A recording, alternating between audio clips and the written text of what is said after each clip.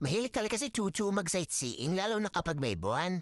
Paganyan niya, hindi ko siya sinusundo, hinahayaan ko lang. Pakipaglaro nga ako saglit, sabi ko, within tayo. Habang binabantayan at pinapanood ko si Chuchu. Nagulat ako kasi may gumagalaw na malit na hayop. Nakakaramdam si Chuchu kapag may malilit na hayop na gumagapang. Sobrang talino ng butike, hindi siya gumagalaw. Nasa likuran niya lang siya ni Chuchu. Akala ko nung una, pinagdaroan na to ni Chuchu kasi hindi na gumagalaw. Inobserbahan ko yan kung gagalaw kasi pag gumalaw yan, hahabulin niya ni Chuchu. Talaga nasa likuran niya lang. Habang naglilinis si Chuchu, tinitignan ko yung butike. Sobrang liit niya, baby pa.